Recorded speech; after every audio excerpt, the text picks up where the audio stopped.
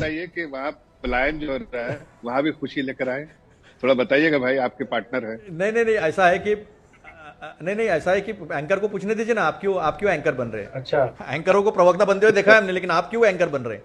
मैं तो रूबिका जी से बात कर रहा हूँ ना जफर भाई, हम करेंगे ना, हमारे बीच तो बात होगी। लेकिन जिन एंकरों को जिन एंकरों को प्रवक्ता बनते देखे वो तो सब मीडिया से चले गए सर, सब अपना यूट्यूब चैनल खोले बैठे हैं, समझ रहे हो ना।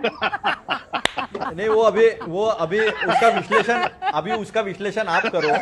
भाई उसके रूबिका लियाकत के इस बात से उन पत्रकारों का कोई लेना देना नहीं है जो चमचों के आका बने बैठे हैं, एक तरफा फैक्ट दिखाते हैं, जैसे कि बवासीर नहीं, मेरा मतलब है रवीश कुमार।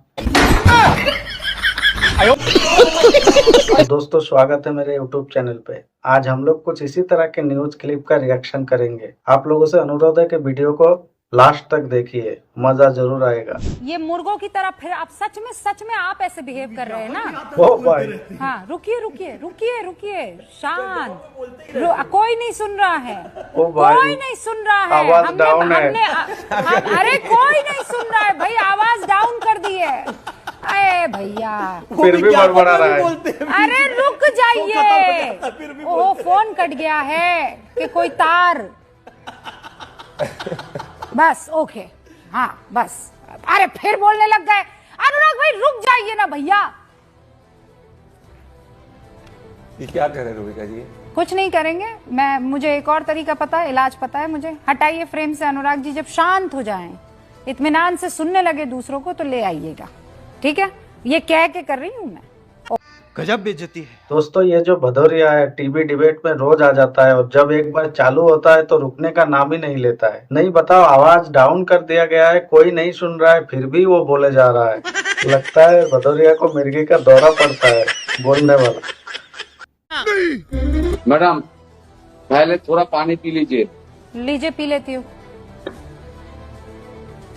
अब क्या करना है? पी नहीं लिया? और कुछ नहीं, आप आधा घंटा पैसे आपने इतना चिल्लाया, इसलिए मैंने बोल रहा हूँ आप थोड़ा पानी पी लीजिए। और थोड़ा और मैडम पानी हाथ में ले भी लिया है, क्या बात है, ठीक है। गुस्सा मत और ये कीजिए, चुल्लू भर पानी उन लोगों के लिए है जो मुसलमानों को बरगला रहे, इसमें डूब जाइए। ओह भाई ये चुल्लू भर हो गया ना मैडम? बादल देवनाथ जी, यू कैन डाइव इन। हो गया ना मैडम? ठीक है, इसमें मैं डूब जाइए, क्योंकि आप लोग मुसलमानों को भड़का रहे हैं और उनको आप लोग बहुत परेशान कर रहे हैं। ज़हनी तौर पर अपने वोट बैंक के लिए आप मुसलमान बच्चों के साथ जो कर रहे हैं, आपको माफ नहीं किया जाएगा, याद रखिएगा, down the line in the history.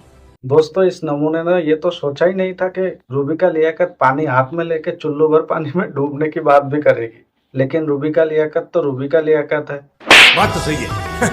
ये बीजेपी की मानसिकता को दर्शाते हैं। मैं ये आपको कहने की कोशिश कर रहा हूं कि अगर ये हालत रहा तो कल को ये लोग सुप्रीम कोर्ट पे भी बुलडोजर चला देंगे। अच्छा। ये किसी संस्था को नहीं मानते। मैं ये कहना चाहता हूं, इनको किसी भी संस्था के, तो आप भी तो हर संस्था पर सवाल उठाते हैं। ईडी हो, सीबीआई हो, अदालतों के फैसलों पर भी आपने सवाल उठाए।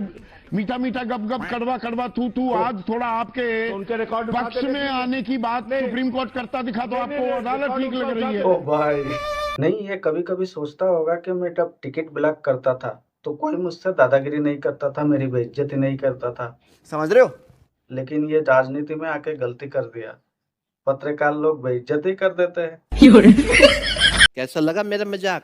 बात निकाल दी गई है, कार्रवाई कर दो। और हमें क्या बोलते हैं आप लोग? भाजपा के लोग हमें बोल सकते हैं क्या ये आदमी भाजपा का है? इस तरह को नहीं बैठाई, निकाल बाहर कर दूंगा मैं इसको। निकाल बाहर कर देंगे तो हो जाएगा, बता रहा हूं मैं, निकाल बाहर कर देंगे।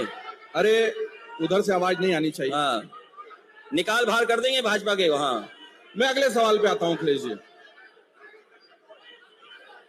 आप बताइए 2027 की आपकी क्या तैयारी है? नहीं निकालिए, नहीं ये आपकी जिम्मेदारी है, इस तरह के लोगों को नहीं बैठा सकते आप। हम बातचीत जारी रखते हैं। नहीं कुछ नहीं बोलिए। पुलिस को ले जाने दो, पुलिस को ले जाने दो। रुक जाओ, पुलिस को ले जाने दो, पुलिस ले जाएगी इसको। देख रहे हो, ये लाल टोपीबाज के हाथ में सत्ता नहीं है, लेकिन फिर भी किस तरह का टोन है बोलने में। इसके टोन को सुनने के बाद गली मोहल्ले के गुंडे का याद आ जाता है। अगर इसके हाथ में सत्ता आ जाए तो ये क्या कर सकता है, सोचो। ये बड़ी अच्छी बात कही आप।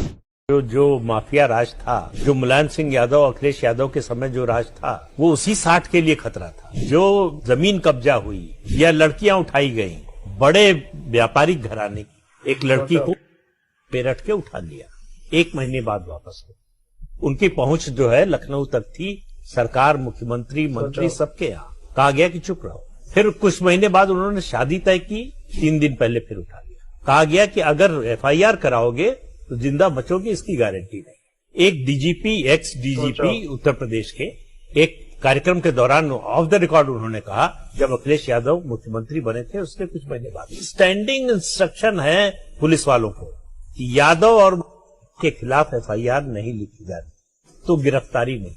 तो आप इससे अंदाजा लगा लीजिए किस तरह से शासन। सुन लिए, योगी आदित्यनाथ के आने से पहले हमारे उत्तर प्रदेश का हालत कुछ ऐसा ही था। सच कड़वा है लेकिन सच है। ये बातें बताई नहीं जाती। चाय वाला जाएगा तो गाय वाला आएगा। क्या बोला? कौन है? चाय वाला मोदी और गाय वाला योगी। गाय वाला योगी? यस। अखिलेश भैया तो कह रहे गए। अरे वो तो बेकार है, वो तो कुछ ने उनका शासन देखा है, देखा है उनका शासन। अच्छा। जो चौराहे पर बहन बेटियों की इज्जत लुटते हुए देख रहा है, मैनपुरी के चौराहे पे आपने देखा था कितनी हरकत की थी, और किसी ने कुछ कहा था? पुलिस वाले भी नहीं बोले थे। ये हमने देखा है, व्हाट्सएप पर देखा है, टीवी पर देखा है। लेकिन यूँ कह रहे हैं योगी जी भी तो बुलडोजर चलवा रहे हैं। योगी कौन था? योगी जी उन पर चलवा रहे हैं जो जिन्होंने औरों के जमीन और मकान लूटे थे, उन पर चलवा रहे हैं। किसी भले मांस पर नहीं चलवा रहे हैं, बेईमानों पे चलवा रहे हैं, गुंडों पे चलवा रहे हैं, बवालियों पर चलवा रहे हैं। ठाकुरवाद कर रहे हैं योगी? नहीं, ऐसा कुछ भी नहीं है, सब बराबर है। सब बराबर? सब बराबर है। नहीं है, भाजपा का नेता था नोएडा में, उस पर नहीं बुलडोजर चलवाया था, उसका भी तो त्यागी पर बुलडोजर नहीं चला था, वो भी तो भाजपा का जिले का कोई पदाधिकारी था। बिल्कुल बिल्कुल। यानी कि गाय वाला, चाय वाला के बाद गाय वाला। क्या बात है सर, क्या बात है सर। तो लाल टोपीबाज को ये लोग वोट नहीं देने वाले, क्योंकि इन लोगों ने लाल टोपीबाज का शासन देख चुका है, अत्याचार देख चुका है, गुंडागिर्दी देख चुके हैं। यही सच है। थोड़ी देर पहले बोला था ना, सच कड़वा होता है लेकिन सच होता है। ईडी ने नेशनल हेराल्ड केस में सोनिया गांधी को आरोपी नंबर 1 और राहुल गांधी को आरोपी नंबर 2 क्या बनाया? पूरी कांग्रेस बिल आउट। भाई उनकी तकलीफ समझी जा सकती है। एक वक्त सरकार नंबर 1 और नंबर 2 होने वाले आज आरोपी नंबर 1 और आरोपी नंबर 2 बन गए। भाई मोदी राज, उनको तकलीफ तो होगी। अगर कोई घोटाला नहीं हुआ और चार्जशीट दाखिल हो गई, कोर्ट में सुनवाई चलेगी, तो दिक्कत क्या है? आप तो बरी हो जाओगे और जो जांच एजेंसियां हैं उन पर सवाल खड़ा होगा। तो आपको तो खुश होना चाहिए कि चार्जशीट दाखिल हो गई। भाई नरेंद्र मोदी पर आरोप लगा कि गुजरात दंगों में उनका हाथ है। उनको जब जब पूछताछ के लिए बुलाया गया चुपचाप गए, सारे सवालों के जवाब दिए। सुप्रीम कोर्ट से क्लीन चिट मिल गई कि कोई मोदी का हाथ नहीं था। मोदी ने तो रोना नहीं रोया कि भाई ये जो है हमको ऐसा करना चाहते हैं, वैसा करना। इतने साल नरेंद्र मोदी के खिलाफ एक पूरा नैरेटिव गढ़ा गया। नरेंद्र मोदी काम करते रहे, और यहां जो कह रहे हैं कि कोई घोटाला नहीं हुआ, वो कोर्ट की सुनवाई भी नहीं होने देना चाहते। पहले ही देश में माहौल है कि हमको फंसा रहे। कांग्रेस ने अपने कार्यकर्ताओं को तो सड़क पे उतार दिया, कांग्रेस नेता बयान दे रहे। लेकिन इस केस के आरोपी नंबर 2 राहुल गांधी सन्नाटे। वैसे तो चमचों के आका को सन्नाटे में नहीं होना चाहिए, क्योंकि चमचों के आका का पुराना ख्वाहिश था, पुराना तमन्ना था कि वो जेल जाए। क्या बोला तूने? यकीन नहीं हो रहा है तो उन्हीं के जवान से सुन लो। मैं वहां पे इंटरोगेशन हो रहा था, वहां पे एक सेल पड़ा हुआ था, वो लॉकअप होता है, वो इंटरोगेट कर रहा है मुझे। मैं सोच रहा हूं यार, मेरे परदादा 12 साल ऐसे सेल में बैठे थे, कम से कम 10 साल तो मुझे भी जाना चाहिए। आशा करते हैं कि नेशनल हेराल्ड केस चमचों के आका का ये दिली तमन्ना अवश्य पूरा करे। मैं दुआ करता हूँ कि इनकी तमन्ना पूरा हो जाए। बंद होना चाहिए। भाई भाई में शादी हो जाता है, ये मामा के बेटा ये सबसे शादी हो जाता है, तो मतलब उसके साथ खेले उले उसी से शादी होगा तो आदमी के कैसा लगेगा? अच्छा नहीं लगता है। खैर, इस बहन ने अपनी जिंदगी सुधार लिया और सही बात भी बोली। हम चाहेंगे कि बाकी के लोग भी इस बहन की तरह समझदार बने, खुश रहे, सुखी रहे। दोस्तों, आज के लिए इतना ही। वीडियो अच्छा लगा हो तो लाइक, कमेंट, शेयर कीजिए। चैनल पे नए हो तो सब्सक्राइब कीजिए। जय हिंद, जय भारत, जय जय श्री राम। आप जो बार बार ना जाइए कंप्लेन कर दीजिए। आप लोग बड़ी कंप्लेन, आपके कांग्रेस में जाकर कंप्लेन करते तो कांग्रेस सुधर गई होती। आज आरजेडी का ना ठेका आप तो मत ही